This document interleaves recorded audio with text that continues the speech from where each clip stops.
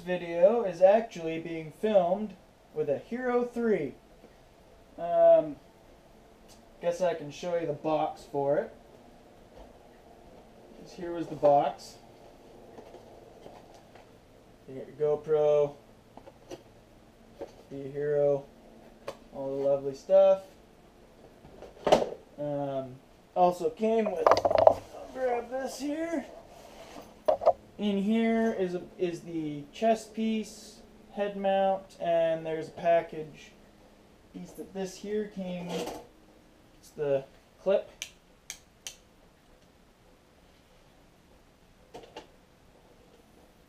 And the nice thing is the mount that's actually on the tripod right now was from the Vivitar, which was this. That's what I've been filming with since, I guess, the new year. So this is basically the abuse camera, I guess I could say. Even though GoPro will take a hell of a lot more abuse, which we all know. I mean, Caleb, this ROTOR Wilson, I guess, his Hero 4's gone right into holes. So, you know, they're strong cameras. But came with, it's got an extra little piece there. The other mount is, right, it's in that little package that clip came in. The other mounts are in there. This here is the mount that I've been using just when I'm, you know, on the trail and whatever. The last video, that's how we did it. Just sit it in there, and that way the bottom's flat. You can just sit it on whatever and angle it, and there you go. But the last, I guess, 3 videos now are 4. Well, I guess the last 2 videos are from this camera, the Bomber Bash, and then the 14-minute one, and then the with the Yeti. But the last one that was just uploaded, that was filmed with the 4 and the 3. The Yeti just the Yeti rip was the 4, and then the 14-minute long one was both, as you could see in the video, and then the one before that, air to air, was the 4 on the multi-rotor up in the air. So, yeah, we're moving up in the world. We got GoPros now. As for the truck itself, as you guys were aware, the little while back there, I switched. I don't know if I told you guys, but I switched out the shocks, or the springs in the back. So it's got actually Wraith springs. These are the red springs that I actually ran in the front of my Wraith, and it actually just gives it, I think with some slower oil in there, it might actually work better. But, you know, as I've stated, I'm going to be running the Pro line, power strokes in the back, probably get some Pro specs for the front or something. But it's 30 weight in the back, hydraulic oil in the front.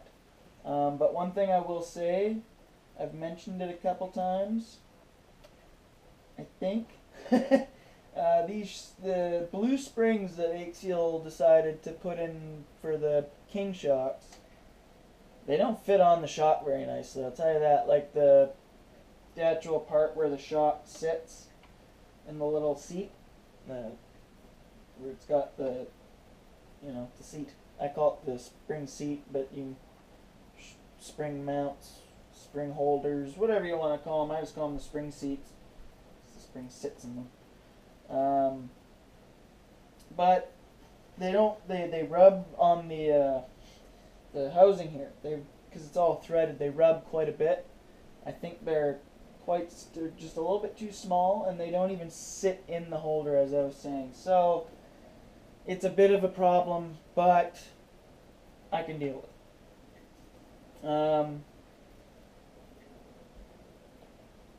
At some point, I need to take this all apart again. I need to get into my diff, or not the diff, the transmission. For most of you guys out there that run AXials, I think most of you would agree the generally they all have a tick to them. You can hear it in a lot of the videos I've done where there's no music or anything. There's a tick that you'll hear. Well, I watched a video. Sorry, man, I can't remember your name. I believe I subscribed to you, but it was a AXial Bomber. What's that click? And so I did that.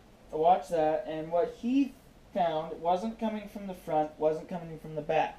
I do notice the axles moved quite a bit, but so I figured maybe the pinion gear was like inside it once it was drying out. Maybe under load it would kind of wiggle. Not so much. It's in there pretty well, and because these axles actually have like they put the diff right in there, right? It doesn't just kind of fall out like the SCX10 ones. But what he found out was it was the transmission. The biggest issue with most AXial trucks is the trannies are bone dry. They just put in whatever, probably just plain old, white grease, whatever. As I've stated in a lot of my videos, we run marine grease. A lot of you guys, probably use something like this, just all-purpose grease. Which we do run in a lot of the stuff. Certain things will have the all-purpose grease. Certain things that need to be sealed a lot better will have the marine grease. The biggest thing to marine grease is it's actually designed to keep water out.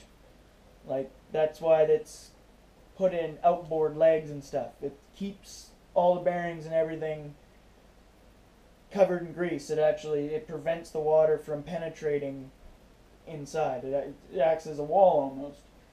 So there's that. Because I'll tell you right now, even that all-purpose grease, it washed out. Even in the diffs, and my diffs are sealed in a sense. Like the bottoms are all sealed up, and yet it still wash out. So I don't have that problem with the marine grease. But in saying that, it doesn't matter. You can run whatever grease you want. You most likely just have to grease more often with regular old grease. A lot of squeaking all the time because I tend to drive through a lot of water. My truck was getting squeaky. So, sprayed her right down with some WD. WD. Got it all nice and better.